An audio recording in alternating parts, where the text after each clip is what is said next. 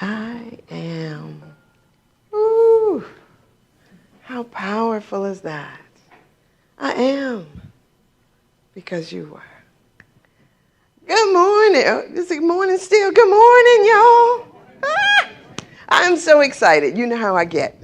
I get to talk to you. Hi. It's Memorial Day weekend. And I am so honored.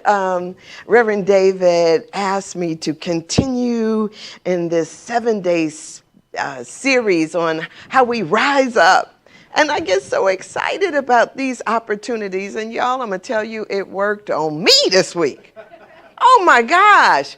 So I had the opportunity to listen last week, and when he first asked me, I thought about, oh, the chakra system. That's exactly what we're talking about, right?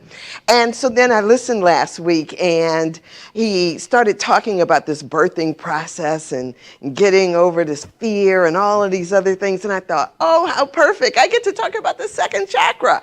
Y'all, I don't know about y'all, but when I said second chakra, David, it was so bad because you know me. I'm like, ooh, that's the sex organs. And I'm sorry. If y'all don't know me, I get charged about stuff like that, right? And so, yes, depravity.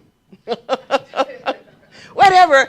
But it was so exciting when I started thinking about what I could do with this process and how I could talk about it. And so I started thinking about, when it came down to all of this stuff, moving from this birthing process into the second chakra. For those of you who have not studied the chakra system, it's an amazing thing. And whether or not we know it or not, we are always going through the process. And it's not a one and done, right? And so sometimes, like when I was in yoga teacher training, one of the things that I discovered was that my chakra, the one that I was assigned to, was the solar plex. And so somebody asked me the question, well, how do you feel about being so low on the chakra scale? And I was like, are you kidding? Really? I was thinking to myself, oh, we've got this whole thing confused. So what I find is that we are always cycling through these different chakras because we're dealing with the different issues that unfold as a result of these. So this second chakra, I was asking myself, well, what is it that I'm supposed to learn through doing this second chakra? So it wasn't that, anything about this whole sexual thing that I was thinking about. This second chakra is this ability. We are birthed through the first chakra, right? This is our grounding thing. And so it is that we are born into a social structure and we ground down in this tribal thing right there in that first one. But as we move into the second one, what is interesting is that this is part of, sometimes I think about it as part of that process of individuation. Right? When it's kind of like that ego develops. Remember how little kids be like, mine. At first, they don't know anything about this separateness. But now all of a sudden, I've got a I am, and I realize that it's separate from you. And so it is a process of discovering oneself. So this individuation process is something that sometimes we go through, we matriculate through, and we do it successfully. And other times we get a little confused in there, right? Because we are not actually able to own what is ours. So it becomes this process of choice, right? So if we think about before somebody was choosing for us, and now we get to choose who we are. Now, for some folks, that's a little difficult because it gets muddy. But when you start to think about it, there is a part of our own personal maturity that has to embrace this I am. I'm not your thoughts about me. I'm not what you desire for me. I have to be who I am. So when I start thinking about this thing of choice, it says that instinctively there is this part of us that we learn how to live on our own instincts, not our mamas, not our friends, but how to instinctively live in our own consciousness. Can you imagine that I got to tell you, I have 2 dogs. I'm just going to tell y'all this. I have 2 dogs. My one dog is totally deaf and has been deaf since the moment I got her. Now I have this other little teacup dog who is not. You can hear a cat pissing on cotton. And so when the little dog hears something, he jumps and he begins to run, right? He's like darting. He's just, because he just little, dart.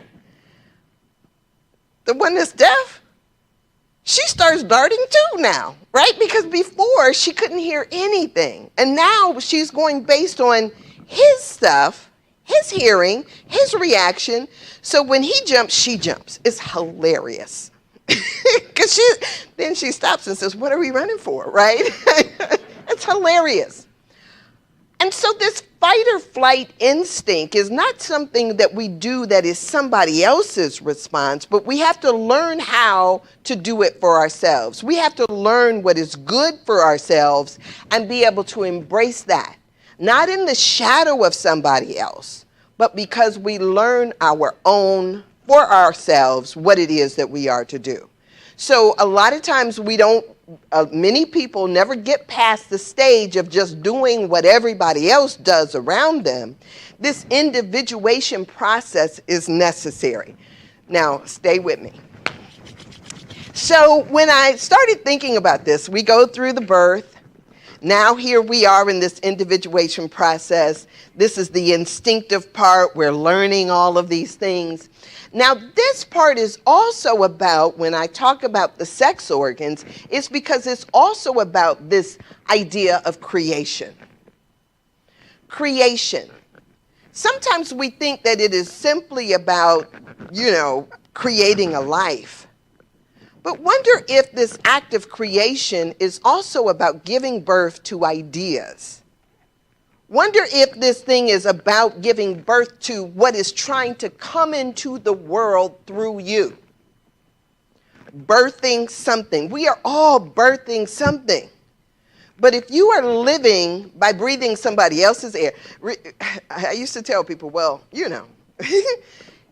when somebody else eats, when you eat, my stomach doesn't get full. I have to eat for myself, right? So when somebody else accomplishes a goal or a desire, I don't care if they are your spouse, right? You are not fulfilled just because they are. There is something that you were born to do. And that birthing process, whether it's through a man or through a female, is necessary. And here's the thing, that when you stop in the midst of the process, it is an abortion. Even if that abortion is only an energetic abortion, you have now stopped the process, and the process is still trying to make its way through you. That's when I tell people that I talk because it's necessary. If I don't talk, it is something that will burn a hole through me. It's not just something that I can let go of and it be okay. It is something that has to make its way through me. You all are birthing something. What are you aborting, though? And when you start to think about it, this area, right, is where we carry a lot of stress and trauma because we have aborted an issue. We've aborted something that we are directed towards. I don't want anybody to raise your hand, but think about how many of you have lower back pain. How many of you have had issues when it comes down to this area? Prostate cancer, when you think about ovarian cancers, when you think about these issues that come through this area of your body, you have to think to yourself, what is it that I have interrupted and not brought into the world because you were designed, like God right? You are designed as a creator. And so if you're telling me, oh, I don't have anything, right? Come on. You have to set your own self free by to thine own self be true. So this becomes this thing of what is it that I need and when I thought about this morning, I got the image of sometimes we've got to go back and pick up the things that we left behind. It's not for somebody else to do, and it's not something that we can do a bypass on. Y'all know we like to bypass stuff. Oh, it's like we think life has this magic eraser and we can just erase that off and think, oh, I'm done with that, right? That's behind me. That's no more. We get into our 60s or 70s and think, oh, I can't dance anymore. Although it's something that's living in me. Although it's something I've always done. Who said? And if we don't go back and pick up what we've left behind, y'all, it will burn a hole in you. I think about the difference between an explosion and an implosion. Right? Is there one? We think maybe if it happens out there, it won't hurt. If it happens in here, what does it look like? So I see people who, when we see people in their 50s, their 60s, their 70s, and they're going to school and they're learning something, they're going back and picking up the pieces that they've left behind. So I don't know what the issues are, right? But I do know that when we come into and start to confront these second chakra issues, it is telling us that it is time to go back and pick up the pieces. Now, I love when these things start to work on us in our psyche, right? Because it's always the right time. It's always the right opportunity. We can't delude ourselves into thinking, we get caught up in this thing called time. And we think that things just kind of carry on from this point like it goes through. Y'all know that time is made up? Y'all know that, right? They didn't even have... What book was it that I read? And it talked about this creation of time. And creation of time was around the manufacturing industry when they started. And they used to only have a clock in the center of town. People didn't have watches. They didn't wear time around with them. It was something that they put together so that y'all showed up to work on time or so that you got on the train on time or something like that. It's a made-up thing. People used to just look at the sun and say, oh, it's round about noon, right? And so we get caught up and we start thinking that somehow it's too late. But wonder if what we did was we reclaimed authority over our lives and stopped thinking about it in reference to the collective idea that somehow you're too old or too far past or too beyond something. Wonder if we just in this moment started thinking to ourselves that our birthing moment is right now. This rebirth is happening, and you hearing this is no accident because your time is right now. There's so many things I gotta say. I'm not supposed to keep you out here all day. So I want to switch over for a second because it's Memorial Day, right? And I will tell you that I do a lot of this meditation and ancestry work because I find it not only fascinating, but I also find it informative. When I'm doing my ancestry work, I am so much more able to open up my heart and my ears to hear. One day I was sitting in meditation and I was just kind of opening the question, why is it, well, let me see, how do I frame this question? I wanted to know if there was anything that was blocking my ability to hear clearer, right? Now, I already feel like I'm hardwired in, right? I already feel that I'm able to talk and hear at the same time, but I wanted to kind of like tweak it to some degree. What's blocking my ability to hear?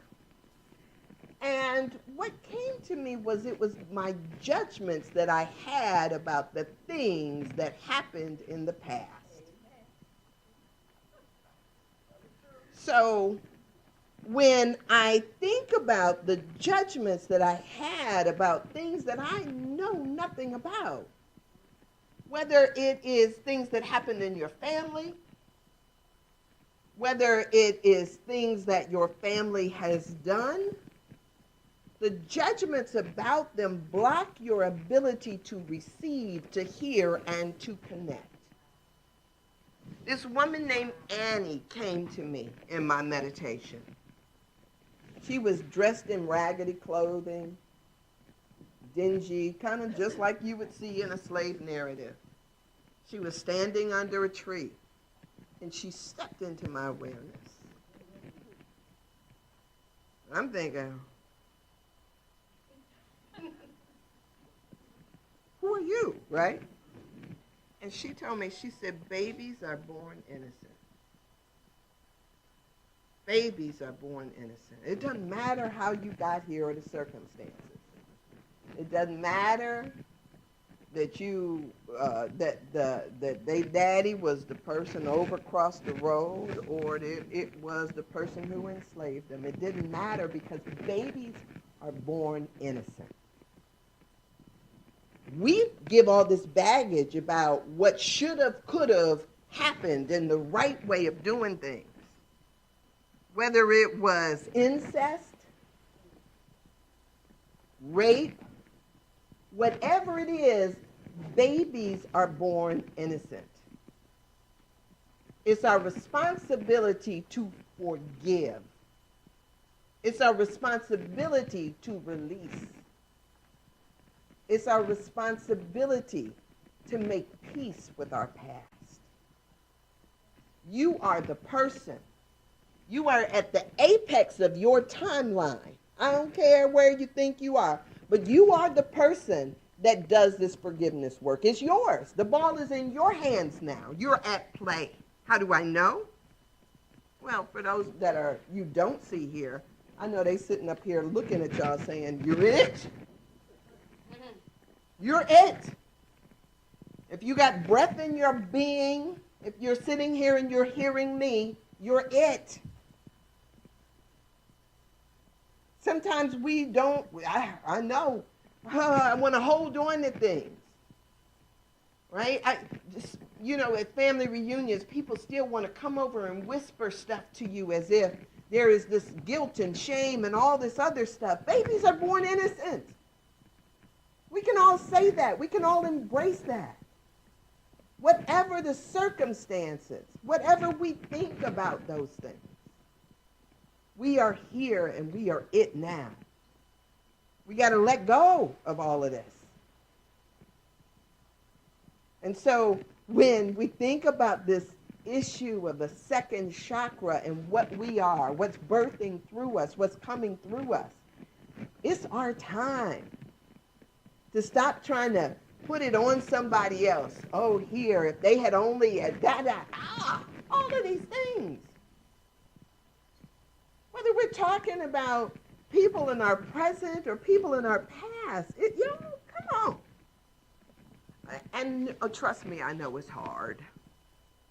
It's almost like saying, what, I'm not right? I mean, that's because that's what we're hanging on to. We're hanging on to our rightness. But forgive. Isn't that what we were told? And as we forgive, we ourselves are released. Can you imagine giving up the shame of incest? Can you imagine giving up the shame of rape? Can you imagine giving up the shame that the thought that your parents didn't want you? There's shame attached to that. There's guilt attached to that. We only heal through that release. So this is this is a juicy chakra. There's a juiciness to it. And it causes us to stretch wide.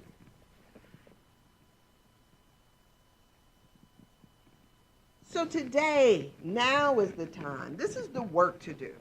I know this is heavy stuff, but this is the work to do. And we are the ones that get to do it. And guess what? You are able. Not just able, but you were designed for this. Cry, baby, wipe your weeping eye, baby. You were designed for this. So when I think about this second chakra and how we are moving through this, yeah, it's not an easy one. It's not an easy. Birth ain't easy. Giving birth is not easy. And sometimes these issues that come up for us, they are the very ones that we're supposed to go through so that we can grow through. So let me see. So here's what I want to invite you to do sometime this week, right? Just start speaking names. Even, whether it is your grandparents, your great-grandparents, invoke some names.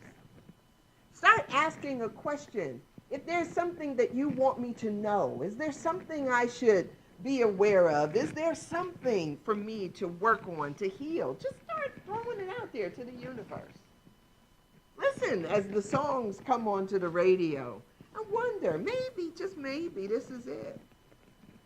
Pay attention to what pops up. God has the ability to speak to you through any and everything. Everybody. Everything.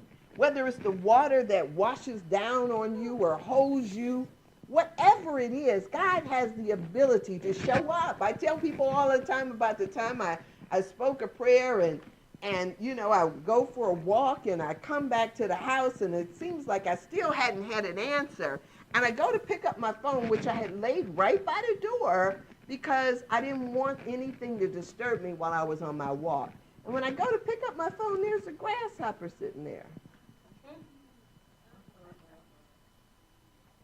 And I had the presence of mind to say, oh, little guy, what did you come to tell me? And then go and look that up.